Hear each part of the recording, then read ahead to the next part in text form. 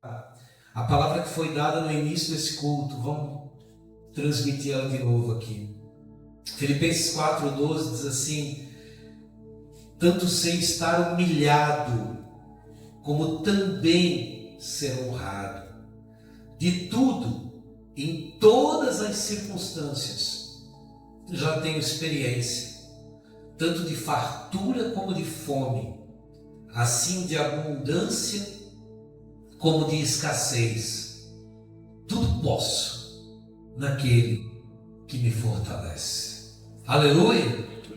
A pergunta que eu tenho para que a gente comece a massagear a nossa alma: sem estar humilhado? Porque ninguém chega num lugar de honra sem ter passado por um lugar de desonra primeiro. Querido, para você reconhecer o que é a honra ela é muito parecida com a bajulação. A honra ela é muito parecida, ela anda lado a lado com a bajulação. Eu costumo dizer para minha esposa, quando a pessoa chega dizendo assim: pastor, vou ficar contigo, pastor, encontrei minha igreja, pastor, que culto, o senhor realmente é o pastor que eu estava procurando. Acabou, irmão, aquele irmão vai embora mais cedo que todo mundo. Ele é o primeiro a sair. Porque o elogio só é ruim para quem recebe.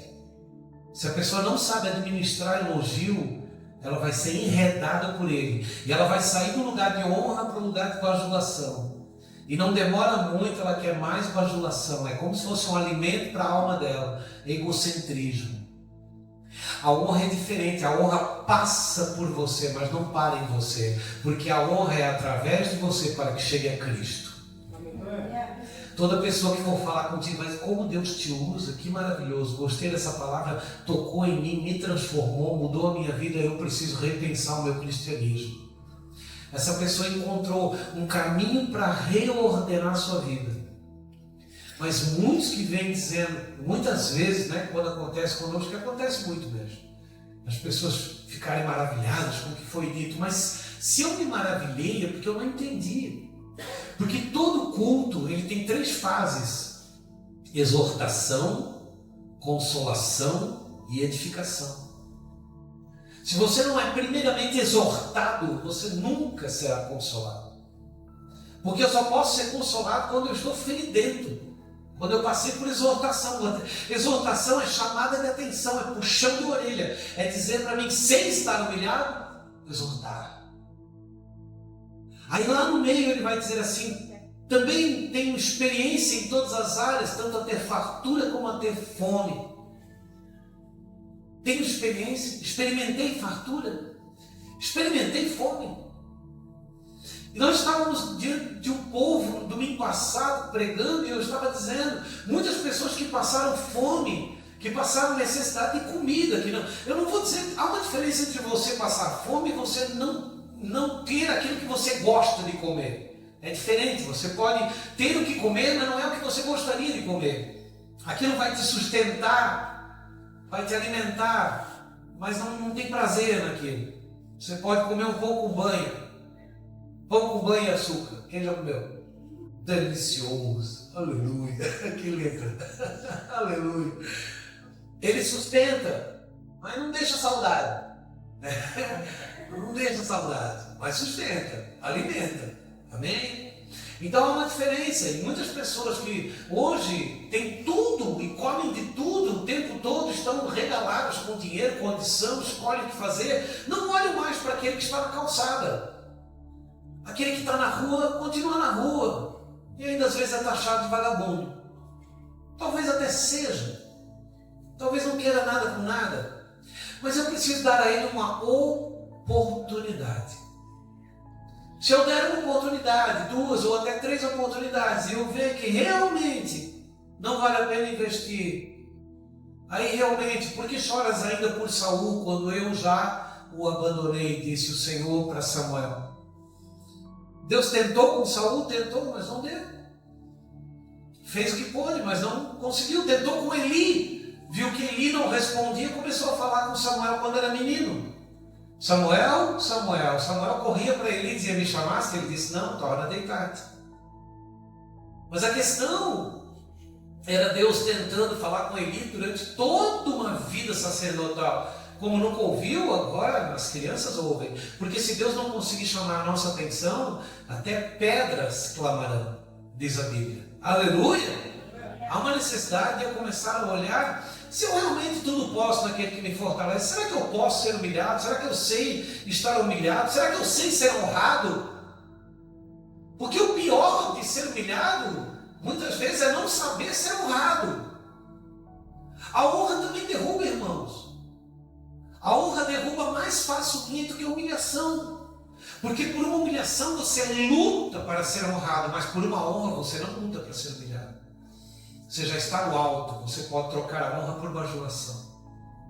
E a pergunta dele ainda foi, em todas as circunstâncias, circunstâncias significa em todo tipo de movimentação, seja na dor, na angústia, no sofrimento, na doença, na alegria, na tristeza, no momento de festividade, no momento de velório, no momento de morte, em todas as áreas, em todas as coisas estou experimentado.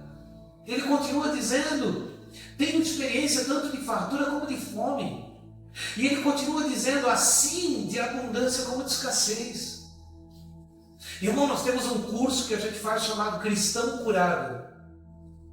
E nesse curso tem perguntas que as pessoas têm de responder para elas mesmas. E responde-se a lápis. E no final do curso a pessoa volta e responde tudo novamente. E todos mudam a resposta. Porque na primeira vez que eles passam pelas perguntas, eles deixam a consciência enganar eles. Mas quando eles vêm para a segunda vez fazer a resposta, a consciência não engana mais. Eles olham e dizem, não, aqui eu respondi que sim, meu, loucura, não é. E uma das perguntas é, como é que você fica? Qual é o estado de espírito quando o dinheiro acaba? Como é que eu reajo a isso? Isso é muito importante. Como é que nós reagimos com a escassez? Com a abundância, todo mundo reage com alegria, irmão. Fartura é fartura. Mas com escassez, meu estado de espírito muda. A minha mulher chegar com uma lista de compra no dia que eu não tenho dinheiro, é briga lá em casa. Eu preciso entender essas coisas, porque se mexe com o meu temperamento, irmãos. Há 3 coisas que você carrega: personalidade, caráter e temperamento. A sua personalidade é personal, é seu, você não vai mudar. Personalidade não se muda. A minha personalidade é essa, eu recebi dos meus pais, não é genética. É a maneira como a minha pessoa foi formada, o meu jeito de andar, o meu jeito de falar, o meu jeito de gesticular. Isso não pode mudar. Raramente muda. Pode mudar, mas deixa todos os resquícios daquilo que você começou a ser. Agora o caráter, ele vai ser formado pelo teu temperamento. Se você é uma pessoa temperada, temperamento vem de tempero, vem de medida. Se você alcançou uma medida em Cristo, você vai saber lidar com todo tipo de pessoa, em todo tipo de situação. Mas se você não alcançou essa medida, você não vai ter um tempero adequado. Jesus nos chama de o sal da terra. Se o sal for insípido, significa se o sal for sem sabor, o que se há de salgar? Para nada mais serve a não ser para ser pisado pelos homens. Então Jesus diz, olha, ou você é o tempero para muitas vidas que não tem nem sal nem açúcar, ou você é a medida certa para muitas vidas, ou então até você pode ser lançado fora e ser pisado pelos homens. Você está me entendendo? Dá um amém aí. Amém. Muito importante que eu mantenha um equilíbrio, e à medida que eu tenho o meu temperamento estando equilibrado, eu vou desenvolver o caráter. O meu rosto, a minha face, a maneira como eu sou reconhecido. Olha, aquela pessoa ali tem um caráter firme, que pode colocar qualquer coisa na mão dele, é uma pessoa responsável, é uma pessoa calma, é uma pessoa que não sai fazendo as coisas exasperadamente, é uma pessoa equilibrada, é uma pessoa que tem paciência, é uma pessoa que sabe lidar com o tempo de escassez, é uma pessoa que sabe lidar com o tempo de fartura, é uma pessoa que sabe lidar com o tempo da fome, com o tempo da abundância, com o tempo da riqueza, com o tempo da pobreza. Ele sabe ser, irmãos, muitos pastores, você quer medir, pelos frutos conhecereis. Pega um pastor aí de grande congregação e manda ele sentar do lado de um drogado na calçada e pregar para aquele cara. Diz para ele, ó, tu tem uma congregação de 1.800 pessoas, maravilhosa, linda, agora vai lá, senta com aquele drogado e ganha aquele cara. Ele vai mandar um dos seus diáconos, ele vai mandar um dos seus pastores, ele vai mandar um dos seus evangelistas. Ele não tem mais como voltar para a garagem, irmão. Por quê? Porque assim como Davi, quando se tornou rei, esqueceu que era um pastor no começo, e teve de ser trazido Natã com a ideia de uma ovelhinha, para que novamente Davi lembrasse que ele era um pastor. Assim, muitos homens e muitas mulheres de Deus que cresceram no ministério, não tem mais como descer para encontrar aquele que está caído. E a palavra de Deus ainda é aquele que der comida ao faminto, um copo d'água ao sedento, aquele que me visitou na cadeia, aquele que me visitou no hospital, aquele que fez a um desses amigos fez, aquele que cobriu o nu. A palavra ainda é a mesma. Mas as pessoas se embriagaram, irmão. Nós vamos mudar, no ano que vem nós vamos mudar a cor da igreja. Chega desse negócio de preto, cinza, escuro, não quero mais isso. Nós cortamos as transmissões de internet, tudo. Chega! Eu não quero entrar nesse baile. Isso é loucura. Quem quiser ouvir, venha para a igreja. Aleluia! Eu não quero entrar nesse baile, eu não quero ser parecido com ninguém. Eu não quero ser famoso. Famoso é Cristo Jesus. Aleluia! Eu sou conhecido no céu. Eu sou conhecido até no inferno, meu irmão. Pelos demônios e os anjos. E a palavra foi dada até por um pai de santo, dizendo para mim: você é muito conhecido no inferno. Eu falei: no inferno? Que loucura! Ele disse: pelas pessoas que você já salvou, pelas pessoas que você já tirou da lama. Mas aleluia, eles que conheçam mesmo, porque não estão com a brincadeira aqui não. Então não dá mais para caminhar com a multidão do jeito que está. A gente tem que confirmar, irmão, foi dada uma palavra, se eu não aproveitar essa palavra, ela vai ser arrancada de mim. Se eu não fizer nada com essa palavra, ela vai ser tirada de mim. Se eu mostrar muita folha e não tiver fruto, Jesus vai dizer: nunca mais alguém coma de ti. Não quer dizer que eu não vou dar fruto, quer dizer que não vai ter sabor, não vai ter resultado, não vai alimentar mais ninguém. E no outro dia, quando vocês passarem, vocês vão ver seco. E vão dizer: ó, pastor que Jesus amaldiçoou, secou a terra, a raiz. Tem que ser feito alguma coisa, irmãos. Por isso, o ano que vem, a Semear está saindo para a rua, em todas as igrejas, indo para os asilos, indo para o asilo. Nós adotamos o asilo. Nós adotamos o asilo. Ganhamos um asilo. Fui para o centro de recuperação Casa de Davi, ganhei o centro de recuperação. Estou dando aula lá uma vez por semana para 30 internos naquele lugar. Tudo de graça, irmão, não se cobra por isso, muito pelo contrário. Eu acho bonito quando eu chego com as cestas básicas, ainda que os internos descem tudo. Ô, pastor Nilton, podemos pegar? Pode pegar, querido, ajuda a descarregar, descarrega com uma vontade danada, bota tudo em cima da mesa. Eu nunca vi a igreja fazer isso. Eu fiquei assustado, eu cheguei lá esses dias com seis ou sete cestas básicas, parei, eles tiraram tudo de dentro do carro, botaram tudo em cima de uma mesa, junta aqui, junta aqui, junta aqui, junta aqui, todo mundo se abraçou e começaram a orar em cima das cestas básicas. E eu subi na escada, eu olhei todo mundo em volta da mesa, eu disse: aí eu olhei no meio da mesa as cestas básicas ali colocadas, e eles tudo ali: ô Senhor, obrigado pela provisão que entrou hoje dentro da tua casa, Pai, nós te amamos por isso, obrigado, abençoa esse homem que trouxe, abençoa a casa dele, abençoa a igreja dele, abençoa. Pai, eu olhei e disse: meu Deus. Eles vieram, quando acabaram de orar, viraram todos, os 30 vieram me abraçar. Obrigado, pastor, obrigado. Vi ali, tem macarrão, vi ali, tem arroz, tem uns negócios legais ali, pastor. Obrigado, tem miojo. Falei: tem, querido. Chamei o pastor Davi e falei: e aí, tá difícil? Ele falou: não, pastor, tá difícil não.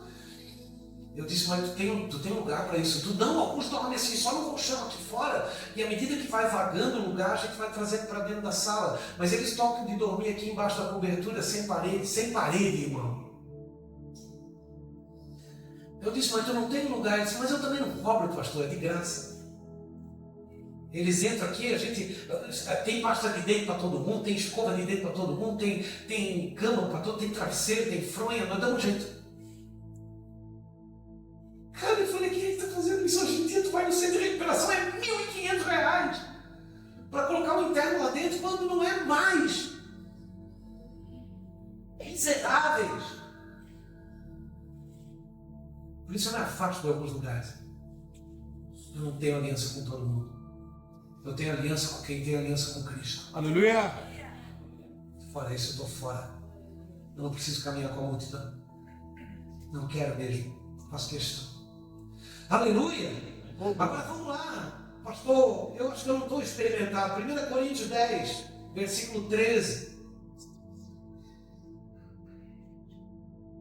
Não vos sobreveio tentação que não fosse humana, mas Deus é fiel e não permitirá que sejais tentados além das vossas forças.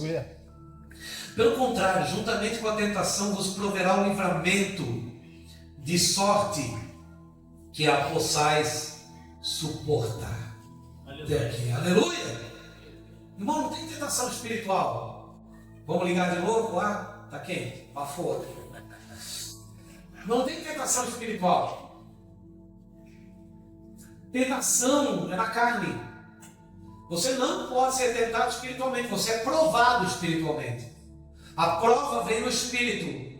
E aí a tentação vem na carne. Irmão, você é provado na área financeira às 9 horas da manhã. Às 9h01 você recebe a tentação. Ah, preciso pagar aquela conta. Hoje ainda tem que dar um jeito. Não sei de onde vai vir. Eu vou orar. 9h01 vem uma resposta para você dizendo assim: por que tu não pega emprestado do fulano? Tentação na carne. Resolve. Aí ainda pensa assim: o Espírito Santo está me dando uma ideia. Não, não é o Espírito Santo, não. Eu preciso entender, quando eu sou provado por Deus para ser aprovado. Amém. E quando eu sou tentado para cair. Não existe tentação para subir. Prova é para ser aprovado. Tentação é para ser tentado. Cair, ser derrubado. Então eu tenho que cuidar para no meio de uma prova não ser tentado a tomar uma atitude na minha carne. Porque eu sou provado no Espírito. Eu e minha esposa brigamos, entramos numa peleja. Mas a minha luta não é contra a carne nem contra o sangue, é contra principados e potestades, contra as hostes do inferno, contra os seres tenebrosos dessa geração. A minha tentação não é contra a carne e o sangue. A minha prova não é contra a carne e o sangue. Eu estou sendo provado no meu temperamento. Eu preciso dominar o meu temperamento, aquilo que nós falamos no começo. Só que eu sou tentado a me separar. Eu sou tentado a brigar, eu sou tentado a berrar, eu sou tentado a mandar calar a boca, eu sou tentado a fazer escândalo. É como se uma voz viesse e dissesse: vai deixar? Você é um homem da casa. Vai deixar? Vai deixar barato? Vai resolver? E a verdade é que ninguém ora, irmão. Ninguém busca na oração, ninguém busca saber por que Deus está promovendo esse tipo de coisa. Por que Deus está promovendo? Por que Deus está permitindo que aconteça algo dentro da minha casa? Ele quer alguma coisa. Se eu não sei tirar ensino da dor, eu nunca vou crescer. A única maneira de crescer no Senhor é arrancar ensino da dor.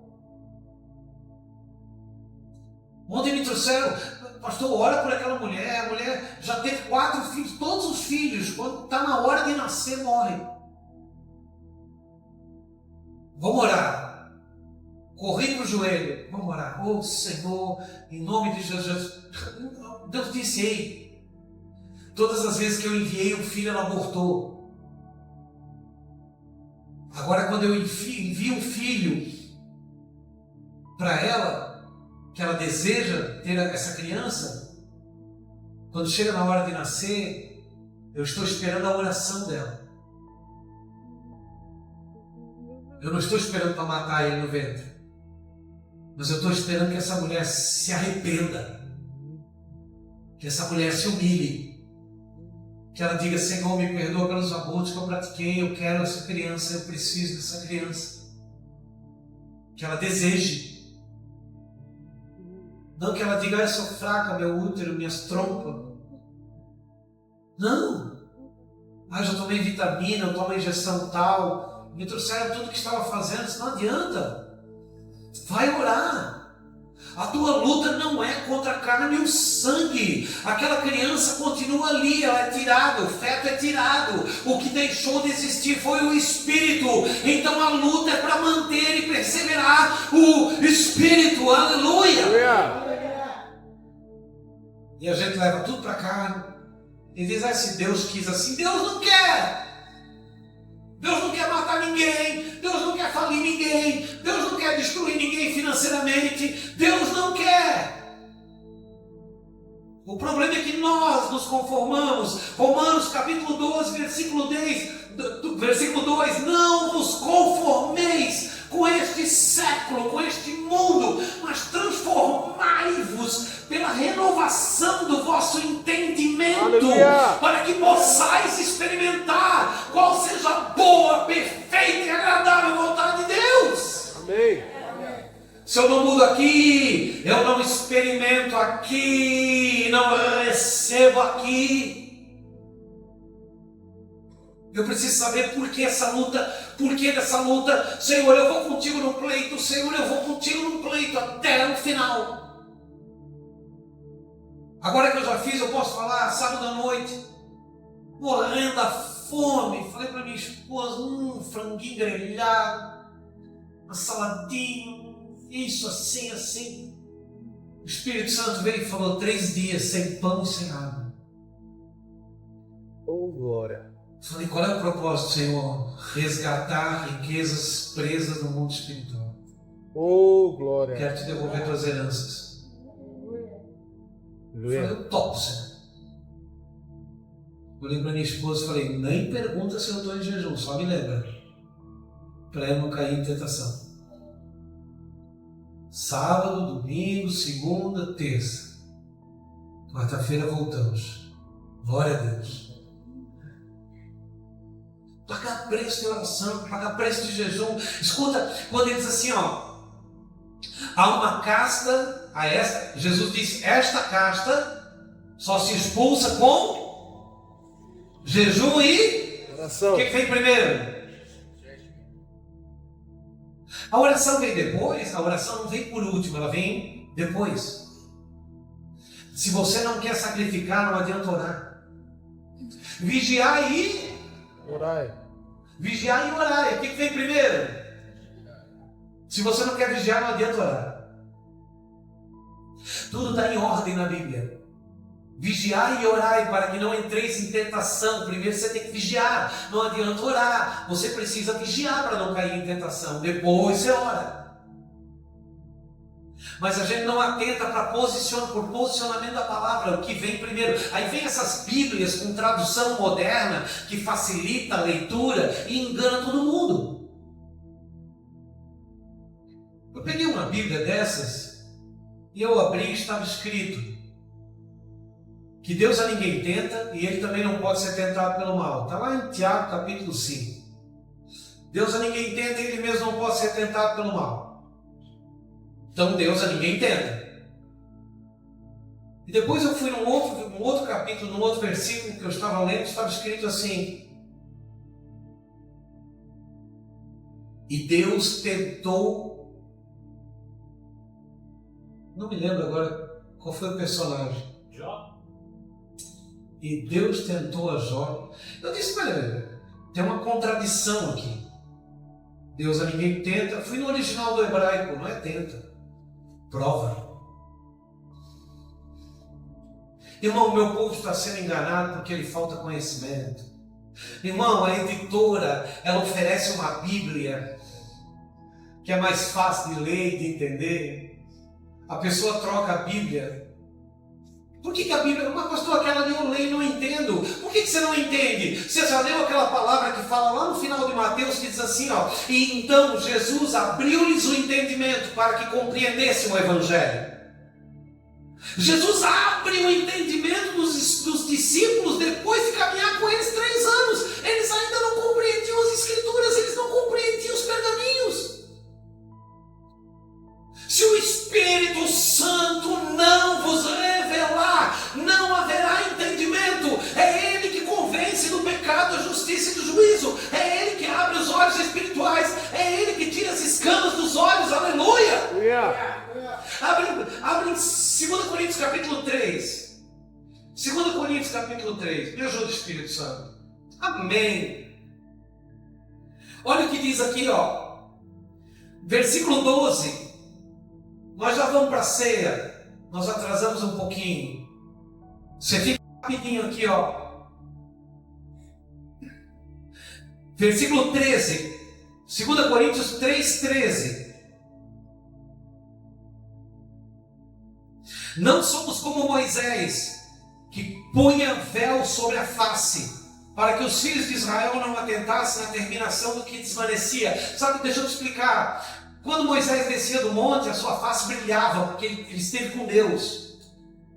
E todo mundo se impressionava por ver a face dele brilhando. Ele colocava um véu na sua face, para que eles não vissem que o brilho começava a desaparecer, para ele continuar tendo aspecto de santidade diante do povo. E olha o que diz aqui, ó. Mas os sentidos deles se embotaram, ou seja, eles não perceberam, eles ficaram sem sentidos espirituais. Embotar significa travar. Pois até o dia de hoje, quando fazem a leitura da antiga aliança, o mesmo véu permanece, não lhe sendo revelado que em Cristo é removido. A única maneira de você remover o véu da face e ver brilhar a palavra de Deus é em Cristo. Aleluia! Agora olha o que diz o 15.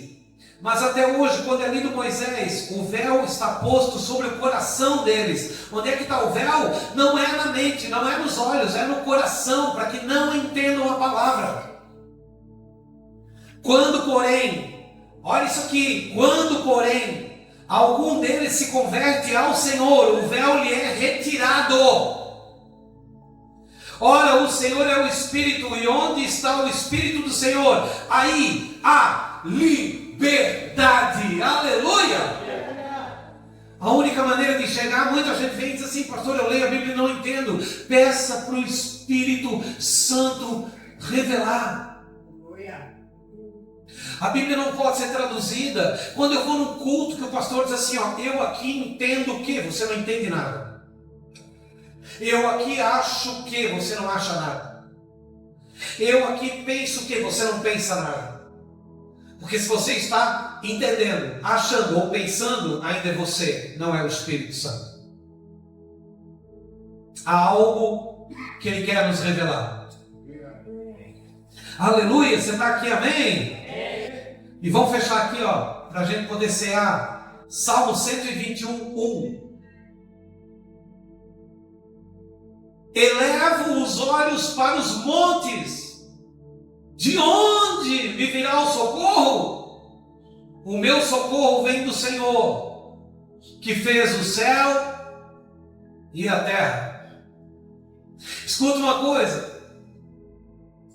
O salmista fala do socorro que coincide para onde os seus olhos estavam apontando. Se o salmista estivesse olhando para a terra, para quem pudesse emprestar um dinheiro, para o médico que pudesse salvar, né? Ele estaria confiando na terra, mas ele não fala sem antes colocar os olhos. Eleva os meus olhos para o monte. Primeiro eu vou olhar para cima, meu irmão. E para onde eu estiver olhando, de lá me virá o socorro. Se os meus olhos estão postos na terra e no que a terra pode me dar, eu vou ter que me alimentar da terra. E a terra, ela tem limite para te suprir. Limite financeiro, limite de doença, limite de cura, perdão, limite de relacionamento. Quer um socorro? Olha para os montes. Se você está esperando socorro na terra, a terra não pode suprir. Irmão, terra, disse o Senhor, produz os seus animais selvagens, seus animais domésticos. Águas, mares, produz os seus animais, seres marinhos. Da terra floresceram as árvores e os frutos. Mas quando ele foi fazer a gente, ele falou: façamos nós, o homem, a nossa imagem e a nossa semelhança. Você não é fruto da terra, você é fruto do céu. Por isso a terra nunca vai suprir em você. O que você procura está em Deus, não está na terra. Você recebe essa palavra, amém? Se eu fosse você, eu aplaudiria.